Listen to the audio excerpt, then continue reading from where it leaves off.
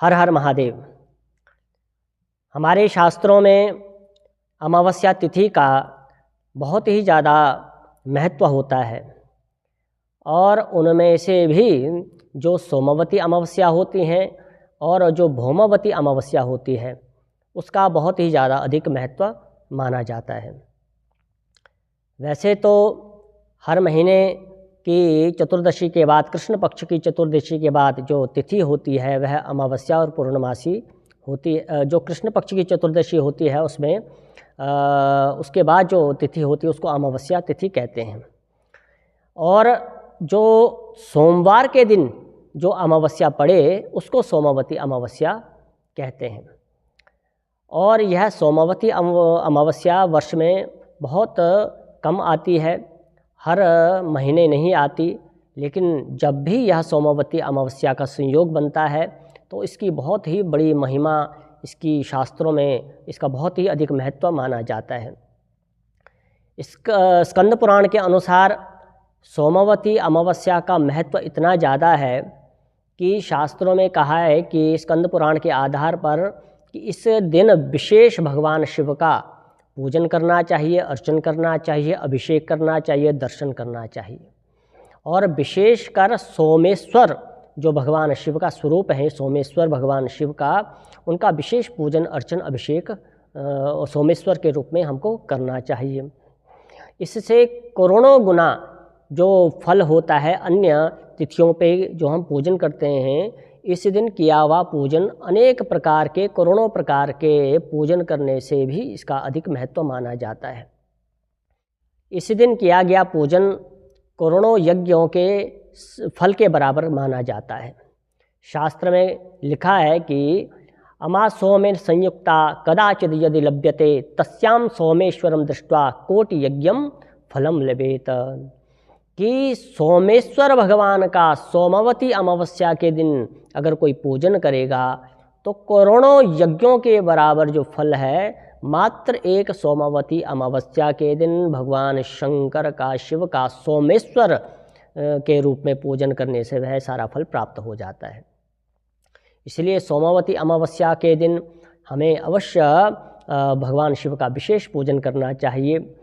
और सोमवती अमावस्या के दिन तीर्थ भ्रमण करना चाहिए। तीर्थों की पवित्र, गंगा आदि पवित्र नदियों का हमें उसमें स्नान करना चाहिए।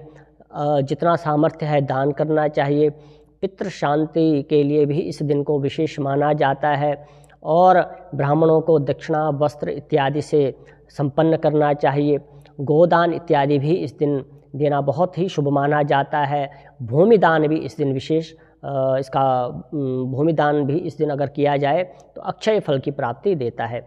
एक और चीज़ हमारे यहाँ शास्त्रों में कहा गया है कि अमा सोमे तथा भौमे गुरुवारे यदा भवेत तत्पर्वम पुष्करम नाम सूर्यपर्वा शताधिकम। पुरुषार्थ चिंतामणि के अनुसार सोमवार के दिन, गुरुवार के दिन अर्थात बृहस्पतिवार के दिन, भौमवार के दिन अर्थात मंगलवार के दिन अगर अमावस्या पड़े तो वह विशेष प्रकार का पुष्कर योग भी बनाता है। इसको इस दिन पुष्कर योग भी बनता है, कहते हैं। इस दिन करोड़ों सूर्य ग्रहण के दिन हम जो दान करते हैं तो करोड़ों सूर्य ग्रहणों के दिन दान करने का जो फल होता है मात्र एक सोमवती अमावस्या के दिन उस दान का फल हमको प्राप्त हो जाता है। और एक और चीज़ हमारे यहाँ स्कंद पुराण में लिखी गई है, सोमवारेण संयुक्ता अमावस्या यदा भवेत तत्रानंत फलम श्राद्धम पितृणाम दत्त भक्षयम। अर्थात कि सोमवार से युक्त अगर अमावस्या हो अर्थात सोमवती अमावस्या हो और इस दिन अगर हम पितरों का विशेष पूजन, तर्पण, श्राद्ध इत्यादि करते हैं तो वह जो किया गया श्राद्ध है वह अक्षय फल को प्रदान करता है। तो सोमवती अमावस्या का इतना ज़्यादा इसका वर्णन शास्त्रों में है, इसकी महिमा है कि इस दिन किया गया किसी भी प्रकार का कोई पितृ शांति हो, अगर किसी को पितृदोष हो तो इस दिन पितृ शांति इस दिन आप करा सकते हैं। अगर आपके घर में धन की कमी है, दरिद्रता व्याप्त हो चुकी है, तो दरिद्रता के निवारण के लिए, धन के आगमन के लिए, धन संपदा की वृद्धि के लिए भी विशेष प्रकार के जो साधन हैं, उपाय हैं, अनुष्ठान है, इस दिन आपको ब्राह्मणों से करवाना चाहिए।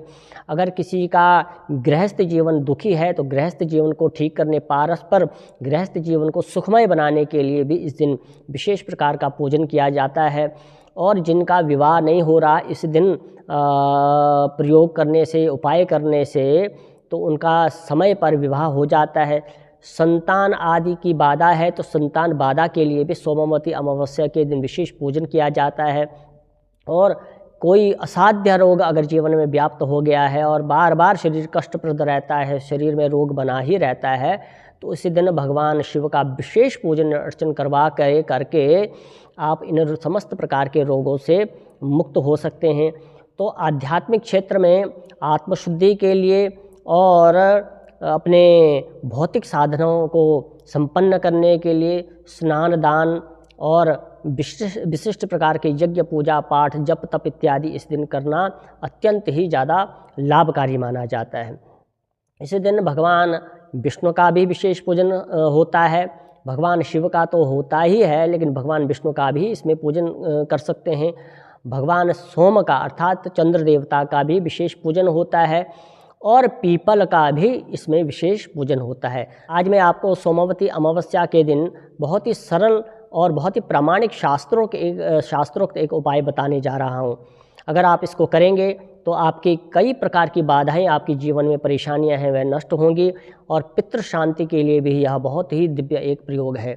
आपको क्या करना है कि सोमवती अमावस्या के दिन अगर आप किसी बड़े तीर्थ इत्यादि में नहीं जा सकते तो आपने क्या करना है कि पीपल के वृक्ष के पास में आपने जाना है और गंगा जल अर्पण करना है। धूप, दीप, गंध, अक्षत, पत्र, पुष्प से वृक्ष का पूजन करना है, दीपक लगाना है और मिष्ठान चढ़ाना है, फल और फूल अर्पित करने हैं। उसके बाद ब्रह्मदेव का चिंतन करके आपने 108 परिक्रमा पीपल के वृक्ष की लगानी है। उसके बाद 108 प्रदक्षिणा परिक्रमा करके आपने प्रणाम करके, क्षमा याचना करके, उसके बाद ब्राह्मणों को आपने यथाचित जो भी आपकी शक्ति सामर्थ्य है, धन, दक्षिणा, वस्त्र इत्यादि आपने उनको दे देना है, दान कर देना है। मात्र इतना ही छोटा सा प्रयोग आप करें तो आपके कई प्रकार के जो अरिष्ट हैं वो नष्ट हो जाएंगे। जो लोग तीर्थों में नहीं जा सकते वो गंगा जल से और गौमूत्र से अपने ही घर पे बाल्टी में, टब में डालकर इसका स्नान करें। तो सोमवती अमावस्या के दिन बहुत बड़ा संयोग होता है। इस बारी 8 अप्रैल 2024 को यह संयोग बन रहा है। आप सोमवती अमावस्या के दिन इस प्रकार का प्रयोग आप अवश्य करें।